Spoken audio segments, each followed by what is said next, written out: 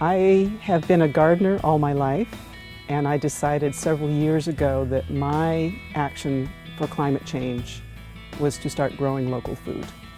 If we're growing local food, the longer the season we can have local food, the better we are. And so there are a number of ways to do that, whether it's a greenhouse or a high tunnel. The tunnel not only extends my season, giving me protection both in early spring and in late fall, but it allows me to control the environment so that some crops do really well.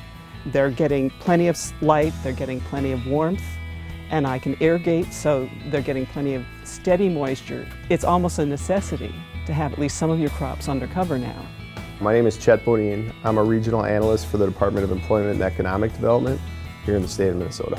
What you're buying at a co-op, it comes from local producers who sell it wholesale right to the co-op. When you're paying for food, fruit, and vegetable at your local co-op, that's supporting your local producer just down the road. The health and wellness of my family is very important. Eating organically, it's just healthier for you when it's not traveling thousands of miles to come to our stores, to us. It's a nice feeling to know that it's 20 minutes away from the co-op, maybe the local farm that's serving the co-op. It's a great healthy option. I very quickly wanted to do it naturally. It is very hard to get chemicals out of vegetables when they've been raised with chemicals. I grow vegetables without chemicals because that is how the earth grows vegetables. Because it reduces the amount of poisons I'm exposed to. It supports your neighbors. It creates bonds. I mean, the people who buy my produce come back and, they know how I'm growing. I'm able to support local farmers just like my dad was and both my grandpas, and it just feels good to be able to support those folks locally and to be a part of a co-op and part of a community. If it's local food, you're not trucking it in, you're keeping your money local.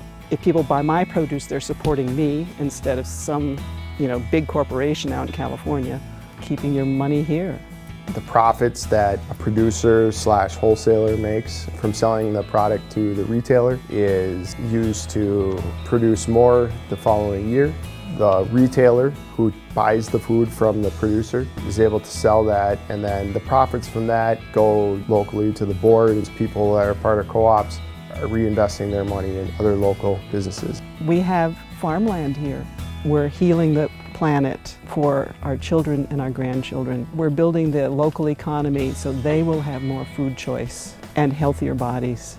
The more we do this now, growing locally without chemicals, the more resilient we are.